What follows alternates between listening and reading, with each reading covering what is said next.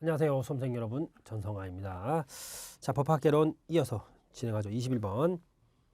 공무집행을 방해할 의사로 공무집행 중인 공무원을 상해한 경우 다음 중 어느 것에 해당하는가? 우리가 얼핏 봤을 때 떠오르는 죄가 공무집행 방해니까 공무집행 방해죄. 그 다음 상해했다고 그러니까 상해죄. 이 두 가지의 관계를 어떻게 될 것인가 이걸 물어본 거예요. 그래서 사실은 문제가 제가 해설했었습니다만 그렇게 좋지 않습니다. 자, 여기서 물어보는 것은 죄수의 문제죠. 죄수는 일죄와 수죄가 있고요. 일죄는 법조경합과 포괄일죄가 있습니다. 자, 수죄는 상상적 경합과 실체적 경합이 있습니다.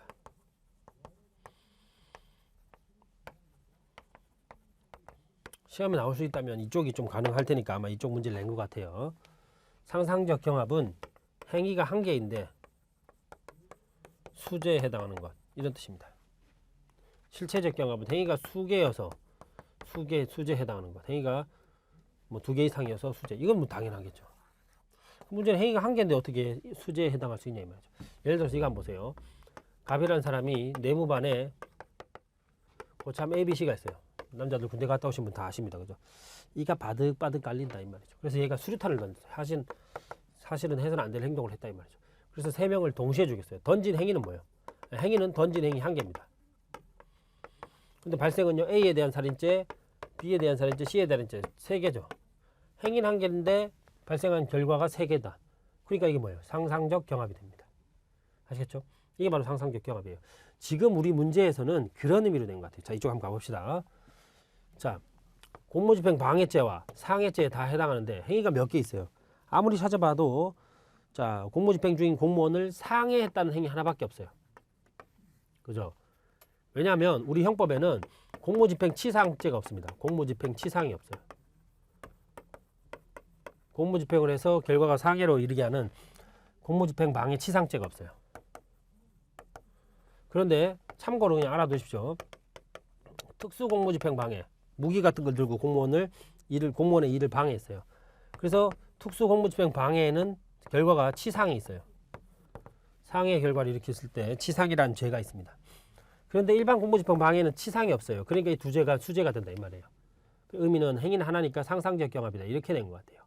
자, 여기서 여러분이 좀 더 이해를 도모하기 위해서 제가 실제 판례가 있는 거 한번 해볼까요? 실제 판례는 이렇습니다.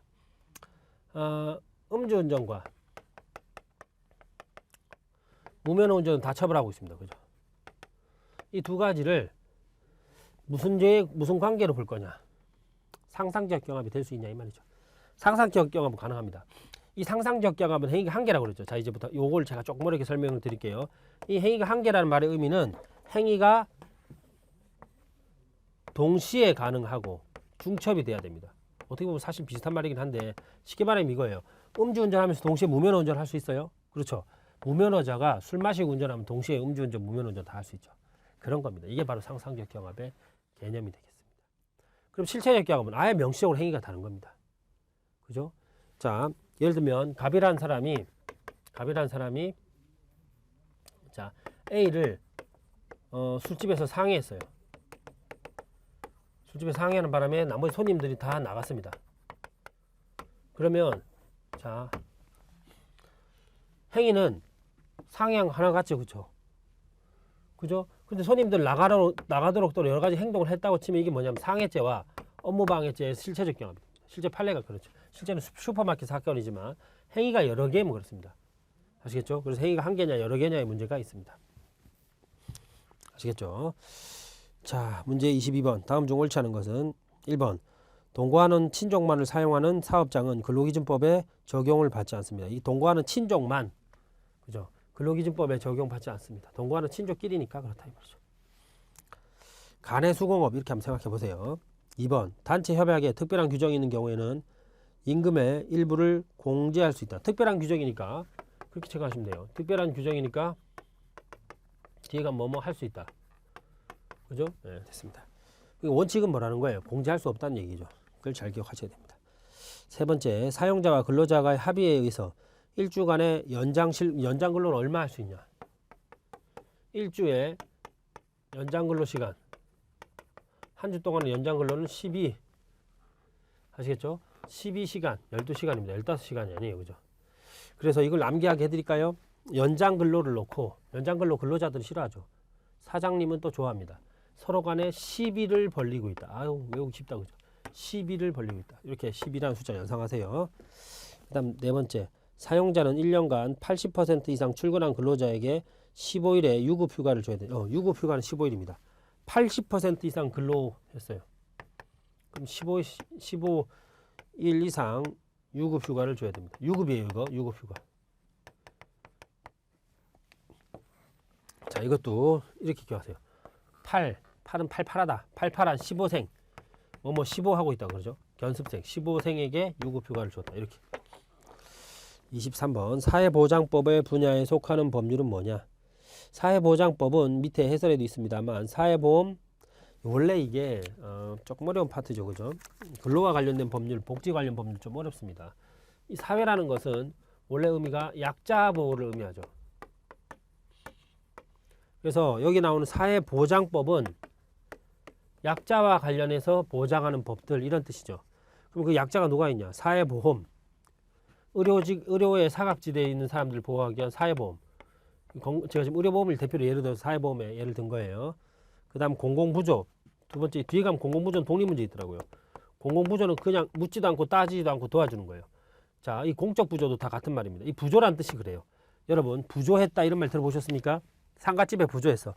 아니 상갓집에 부조할 때 돌아가신 분이 나한테 뭘 해줬기 때문에 부조하는 게 아니라 그냥 내가 주는 거죠. 뭘 대가를 바라면서 주는 게 아니죠. 그러니까 이 부조라는 단어는 원래 자기 기여를 전제로 하지 않는다 이런 뜻이에요. 원래 보험은 특징이 뭐예요? 보험은요 자기 기여를 전제로 합니다. 여러분이 어떤 보험사에 가입이 되어 있는데 그 보험사에서 그냥 무조건 여러분한테 보험금 줍니까? 아니잖아요. 보험료를 납입했다는 걸 전제로 하잖아요. 그런데 이러한 공적 부조는 그런 게 필요 없다 이 말이죠. 그 다음 사회복지 서비스. 사회복지. 지금 여기에 문제 지문에서 아동복지법이 바로 여기입니다. 조금 어렵네요. 그죠? 예. 여러분들이 이걸 아셔야 될 게 있어요. 아니, 여러분 몇 가지 어려운 문제가 나왔다고 해서 그 어려움을 위해서 여러분들 책을 여러 개 본다든지 그죠? 이 시험을 포기한다든지 그러면 돼요? 안 돼요? 안 됩니다. 그죠? 구더기 무서워서 장 못 담그는 결과가 나오는 거예요. 여러분 우리 시험에 100점 만점을 목표로 하나요? 절대로 그렇지 않습니다. 그 몇 점 후 시원하게 날리세요. 저는 사법고시도 강의하고 있고요. 각종 고시 다 강의합니다. 그죠? 저는 혼자 7법 강의를 다 해요. 그죠? 예. 신림동에 가면 제 얼굴 볼 수 있습니다. 그런데 여러분 왜 그게 또 가능하냐면 그거는 제 자랑 문제니까 그건 하지 않겠어요. 그런데 제가 이 강의를 다 해보면서 항상 느끼는 게 있어요. 근데 모든 시험에서 저도 금융자격증이면 저는 여러 개 있습니다만 저는 아직까지 사법시험을 저도 합격하지 못했습니다. 근데 저도 공부할 때 왜 합격 못했을까 생각해보면요. 오버하면 그래요. 인생은요 오버하면 절대 안 됩니다. 필요한 만큼만 하면서 스텝 바이 스텝으로 가면 돼요. 그러니까 우리 시험에 국한해서 말씀을 드리면 우리 시험에 100점 맞으려고 그러면 절대 안 됩니다. 그러니까 여러분이 주로 1차 법학개론에서 어렵게 느끼는 과목이 뭐가 있냐면 민법을 좀 어렵게 느끼고 그죠? 소송법 좀 느끼고요. 행정법 좀 느끼고요. 그다음 근로기준법 뭐 이렇게 느끼면 사실 다 안 돼 그죠? 그러니까 이렇게 어렵게 느낀다면 여러분이 먼저 뭘 해야 되냐면 기출 분석을 한번 해보세요. 민법이 여러분 다 나옵니까? 여러분 민법이 전 파트가 하나도 안 빠지고 다 나옵니까? 그거 아니잖아요. 그러니까 여러분 가능성 측면에서 접근하는 거예요. 저는 야구를 되게 좋아합니다. 야구 선수가 3할만 쳐도 잘 친다는 거예요. 그죠? 그러면 야구 선수가 모든 투수 공을 다 맞추려고 합니까? 그러면 진짜 그건 바보 됩니다. 그죠? 예.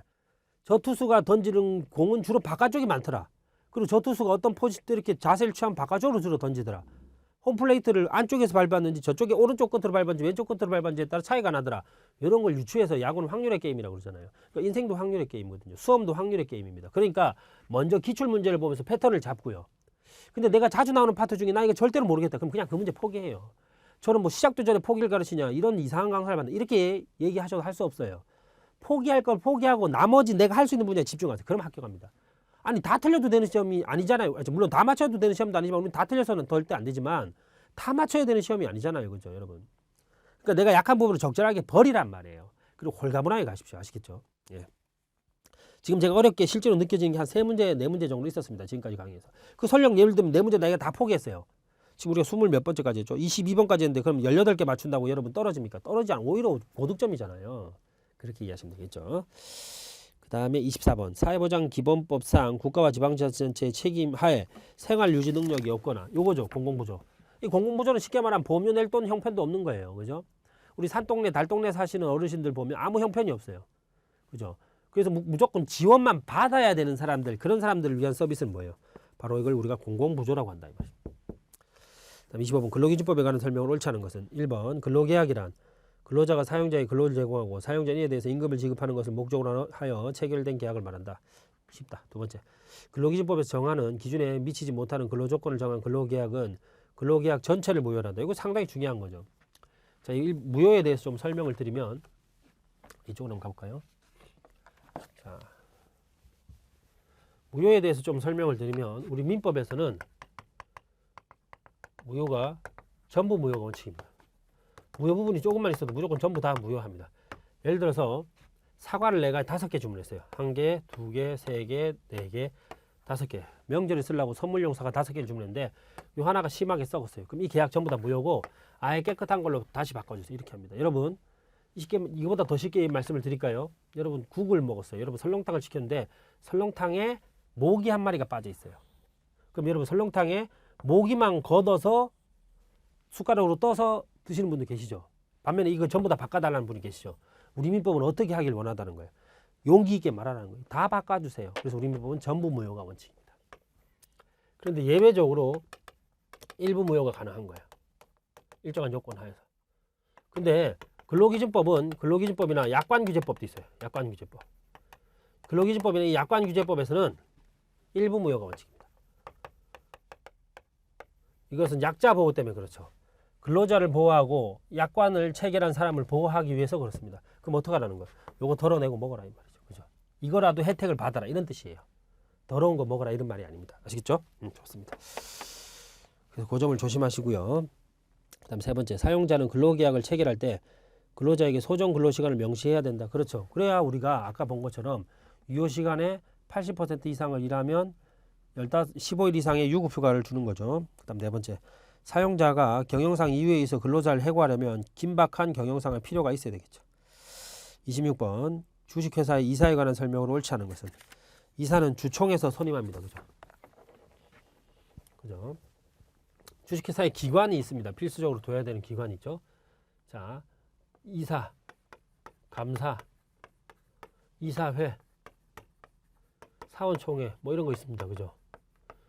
관련해서 이사를 지금 보고 있는 거예요. 이사는 선임을 어디서 한다고요? 사원총회에서 한다. 그죠? 주총이죠. 사원총회가 아니고 참 이거 제가 사원총회로 썼죠. 주총입니다. 그죠? 이사의 선임은 주주총회에서 합니다. 그죠? 그 다음에 두 번째, 이사가 제3자의 계산으로 회사와 거래를 하기 위해서는 미리 승인을 얻어야 한다. 그죠? 미리 이사회의 승인을 얻어야 됩니다. 그죠? 그러니까 여기 포인트는 뭐냐면 제3자의 계산으로 회사와 거래를 하기 위해서는, 그죠? 자, 이런 거예요. 자, 두 번째, 제3자와의 거래. 제3자의 계산으로 회사와의 거래. 그죠? 회사와 직접 이사가 회사인데 회사 당사 자기가 거래하는 거죠. 그죠? 자기가 자기의 상대방에 대해 거래하는 형태예요. 그렇기 때문에 당연히 이거 승인을 반드시 요한다 이 말이죠. 그 다음에 세 번째, 이사가 임무를 수행함에 있어서 법령에 위반되는 행위를 할 때는 경영 판단의 원칙이 적용된다. 여기서 말하는 경영 판단의 원칙은 뭐냐면 선의로, 그죠? 최소한의 주의무를 다하여, 최대한의 주의무를 다하여 이 말이에요. 선의로 어떤 경영상의 판단을 했는데 손해가 난다고 해서 이 손해에 대한 책임을 묻냐? 책임을 묻지 않는다. 이걸 뭐라고 부른다고요? 경영 판단이라고 부릅니다. 아시겠죠? 그런데 이거는요, 절대로 적용돼서 안 되는 영역이 있다는 거죠. 중대한 법령 위반일 때. 법령 위반일 때는 손해가 있든 없든 처벌이 된다 이런 말이에요. 쉽게 말하면. 아시겠죠? 그렇게 이해하시면 되겠습니다. 그 다음 네 번째, 이사는 퇴임 후에도 직무상 알게 된 회사의 비밀을 누설하면 안 되겠죠. 그 다음 27번, 주식회사에 대한 설명으로 옳지 않은 것은 1번, 주식회사는 무액면 주식을 발행할 수 없다. 그렇습니다. 지금 무액면 주식 발행할 수 없습니다. 꼭 기억하세요. 두 번째, 감사는 이사회에 출석할 수 없다. 감사는 민법상의 법인, 즉 민법상은 비영리 법인이거든요. 민법상의 비영리 법인에서는 임의적 기관이에요. 근데 상법상의 주식회사는 필수적 기관입니다. 그럼 주식회사나 자, 또 민법상에서 이 감사에 하는 일은 뭐예요? 감사자 비슷하게 감시죠, 그죠? 뭘 감시하는 거예요. 감시했으면 어디인가 보고해야 되잖아. 그러니까 이사회에 출석하여 발언할 수 있겠죠. 그다음 세 번째, 집행임원은 이사가 선임합니다. 자, 이사는 누가 선임해요? 주총에서. 그거하고 비교해 보세요. 그다음 네 번째, 주주의 책임은 그가 가진 주식의 인수가액을 한도로 한다. 그렇죠. 지가 샀던 주식의 금액만큼만 책임을 지면 된단 말이죠. 쉽게 말하면 이거죠. A회사가 쉽게 말하면 갑하고 을 주주 두 명이 있어요. A회사의 돈이 10억인데 얘가 주식이 5억, 얘가 주식 5억 이렇게 있어요. 그럼 A회사가 손에 어떤 문제가 생겼어요. 그럼 얘도 어디까지만 책임입니다. 5억. 얘도 어디까지? 5억. 이렇게 책임입니다. 유한 책임이죠. 그죠? 자, 그 다음에 28번. 인보험에서 피해자란. 자, 인보험은 사람을 대상으로 하는 보험을 말합니다. 자, 피보험자, 참, 피보험자란 이렇게 돼 있죠. 자, 보험자는 뭐냐? 보험자는 우리가 쉽게 말하면 보험회사를 말합니다. 아하, 그렇구나. 그죠? 그 다음에 보험계약자는 보험계약을 체결하고 보험료를 납입해야 될 의무가 있는 사람을 말합니다. 피보험자는 피를 흘리면서 죽는 사람 이렇게 연상하세요. 아, 쉽다 그죠? 피를 흘리며 죽는 사람 즉 뭐예요? 보험사고의 대상이 되는 사람이에요. 보험사고 대상. 예를 들면 이런 거죠. 보험계약자 갑이 자, 내가 사고가 나면 나의 부인 을에게 돈이 나가도록 해주세요. 이렇게 했어요. 그럼 피보험자 누구예요? 계약자도 갑이고 피보험자도 갑입니다. 이렇게 되는 거예요. 피보험자 개념. 아시겠죠? 피보험자란 그래서 거기 나오는 3번이 바로 피보험자겠죠. 29번. 계약 전에 어느 시기를 보험기간의 시기로 한 시기는 시작하는 시자죠. 그죠? 우리가 지금 한자를 두 개를 써서 지금 한자를 구분하라고 그 동일한 글자를 썼기 때문에 구분하라고 썼습니다. 그죠? 때 시자. 아시겠죠? 이 때 시자를 쓰면 그냥 때라는 거예요. 근데 비로소 시자. 뭐 언제 시작하냐 이 말이죠. 자, 이건 여기까지 됐고요. 그 다음에 보험 시기 이전, 이후. 자, 어떤 보험계약이 체결되었는데 이렇게 이후에만 적용되는 게 당연하겠죠. 이런 걸 우리 법적으로는 추구표라고 합니다. 아주 오래된 드라마지만 추노라는 드라마 여러분 아십니까? 장혁이라는 배우가 나왔었죠. 그죠? 추자는 항상 미래로 쫓아가는 미래로. 과거로 가는 게 아니에요. 그럼 과거로 이렇게 법이 만들어지고 제도가 만들어지고 어떤 것이 효과가 거꾸로 올라가는 것. 강산의 노래 중에 강물을 거꾸로 올라가는 연어들 어쩌고저쩌고 이런 노래 있죠. 그건 뭐예요? 소급이라고 합니다. 아시겠죠? 그래서 이것은 소급보험 이렇게 부르는 거죠. 30번. 이게 참 29번 같은 거 어려웠습니다. 그렇죠? 근데 내용을 전혀 몰라도 계약 전 이 단원의 소급이라는 걸 알 수 있어요.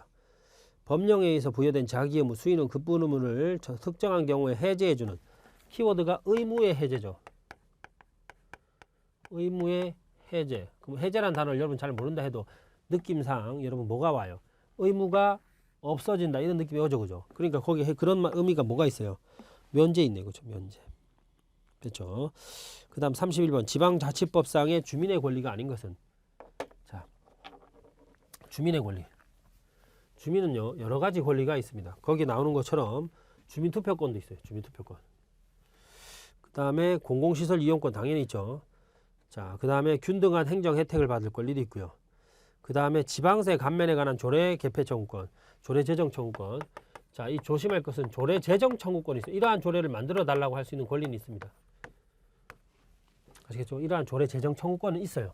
제가 해설에 썼습니다만 단 이 조례 제정의 대상이 안 되는 걸로 뭐가 들어가냐면 지방세 감면을 할 수 있는 조례를 만들어 달라. 이건 안 된다는 거예요. 이런 권리는 없습니다. 아시겠죠? 그래서 이 내용을 조심하시기 바랍니다. 그다음 32번. 행정행위로 볼 수가 없는 것은 자, 여기는 행정행위는 행정이라는 것을 통해서 이루어지는 법률행위 이런 뜻의 약자입니다. 즉 우리가 행정행위라고 할 때 이 행위는 특별한 의미가 없으면 법률행위를 말하는 거죠. 특별한 말이 없으면 법률행위를 말하는 거예요. 그런데 우리가 행정법에는 사실행위라는 것도 있어요. 사실행위. 어떤 법적 효과를 의도한 것이 아니에요. 그런데 자, 여기 해설을 보세요. 제가 최근 판례가 나와서 아주 좋은 편입니다. 이런 거 제가 판례까지 다 인용해 드립니다. 행정상 즉시강제란 눈앞에 급박한 행정상의 장애를 제거할 필요가 있음에도 미리 의무를 명할 시간적 여유가 없거나 의무를 명하는 방법으로 목적 달성이 어려운 경우에 직접 개인의 신체 또는 재산에 영향력을 행사하여 필요한 행정상 필요한 상태를 실현하는 권력적 사실행위다. 자, 이 행정상 즉시강제 예가 뭐 있을까요? 저는 강의를 다 해봐서 압니다. 그죠? 행정상 즉시강제. 행정상 즉시강제 예가 뭐 있어요? 바로 행정상의 즉시강제는 여러분 황금성이라는 오락실 그런 거 보셨죠? 그죠? 바다 이야기 이런 오락실에 들어가서 압수를 하는 거야. 압수하는 거야. 기판 뜯어내고 이거 바로 행정상 즉시강제예요. 이 행정상 즉시강제는 거기 나온 것처럼 바로 권력적 사실행위입니다.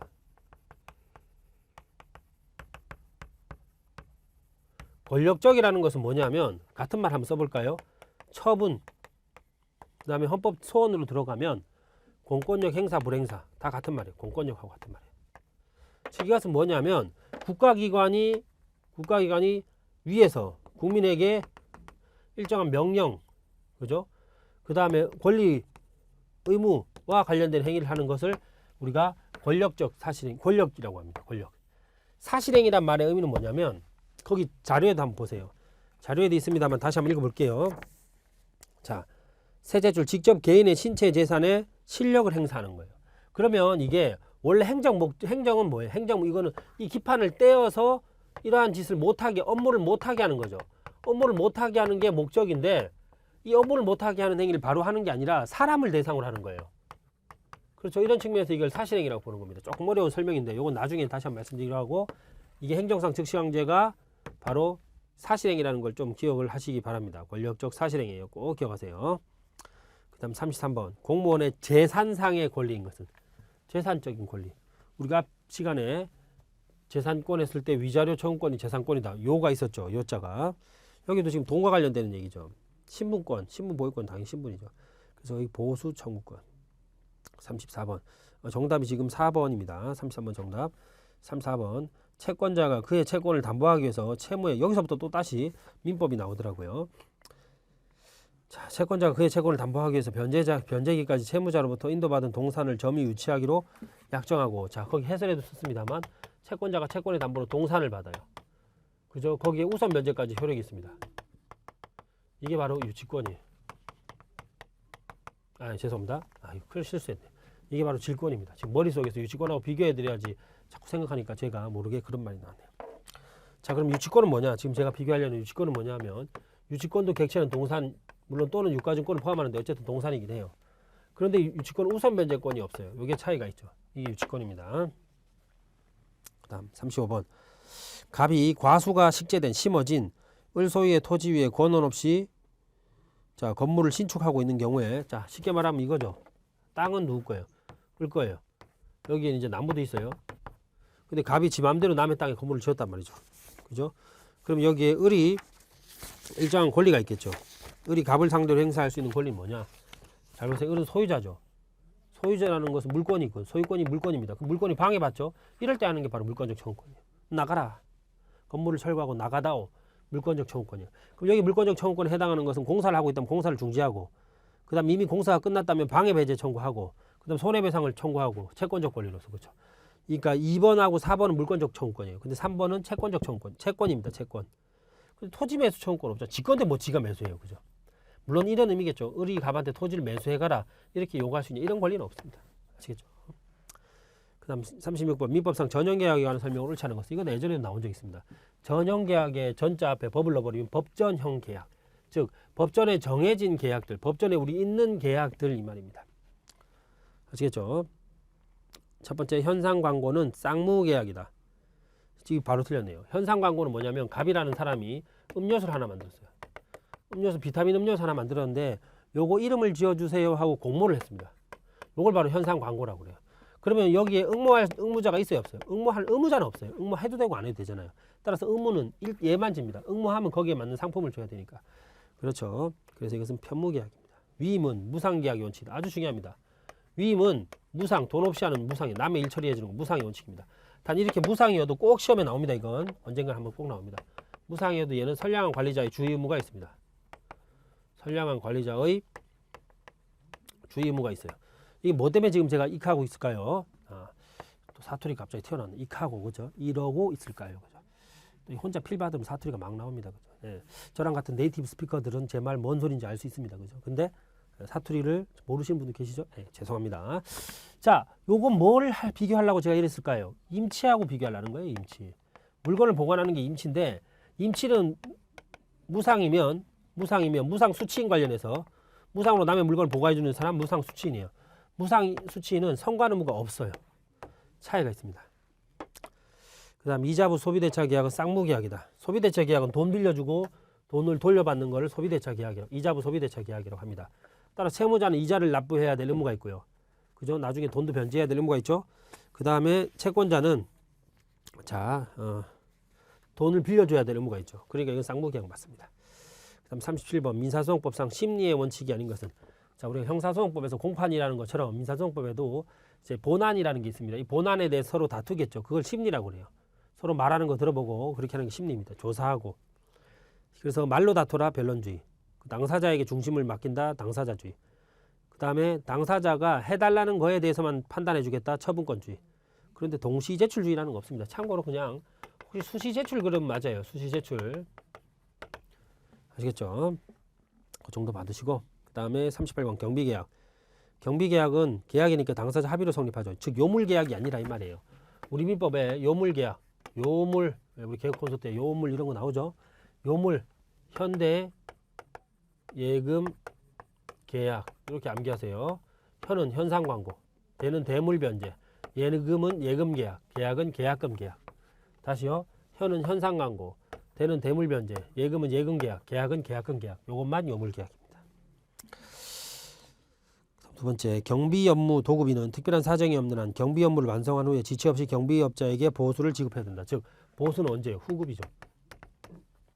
완성하고 지급하는 겁니다.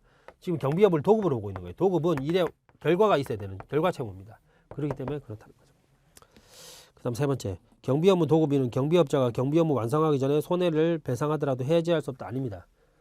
이걸 임의 해지라고 해요. 도급에도 나오는데요. 원래 물건을 완성하고 나면 해제하려고 그러면 담보 책임에 따라서 해제해야 되죠. 그런데 완성 전이라면 임의 해제라고 그래요. 담보 책임. 그러니까 물건이 하자가 있어서 하는 게 아니라 그냥 내가 싫다는 거예요.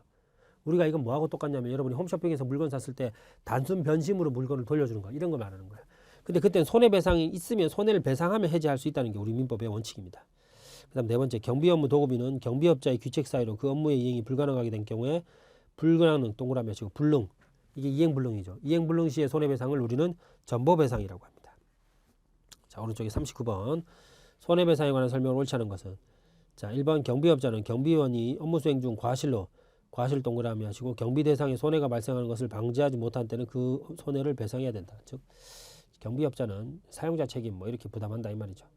그 다음 두 번째, 경비원이 업무 수행 중 과실로 위법 행위를 제3자에게 손해 입혔을 때 경비원은 그 손해에 대해서 배상 책임을 진다. 750조의 손해배상 책임입니다. 750조 불법 행위에 의한 손해배상 책임의 요건은요, 고책위손입니다. 고책위에 손 올린 불법 행위다. 고의과실 책임 능력, 위법성 손해 요건이 이렇게 됩니다. 그 다음 세 번째, 여러 명 이렇게 나오니까 공동 불법 행위라고 합니다. 이때는 우리가 부진정 연대 책임이죠. 그 다음 시효는 안 날로부터 3년, 4번이고요. 마지막 40번입니다. 경비원이 경비 업무 이행 중 경비 시스템의 오작동을 해서 고객의 신체 및 재산에 중대한 손해를 발생했어요. 그러니까 경비 시스템을 설치를 안 해줬다. 그럼 뭐예요? 이것은 이행 지체죠. 그럼 이행하는 게 불가능하다. 그럼 이행 불능이에요. 근데 이건 이행하긴 했는데 껄쩍지근하네요. 속된 말로 하면. 이건 불완전 이행이라고 하는 거죠. 자, 이렇게 해서 이제 법학개론 다 마쳤어요. 여러분 딱 한 가지만 부탁드립니다. 많이 하려고 하지 말고요. 기출문제를 중심으로 개념 위주로 하시기 바랍니다. 자, 고생하셨습니다. 이제 다음 시간은 제가 경비업법 또 계속 이어가도록 할게요. 감사합니다.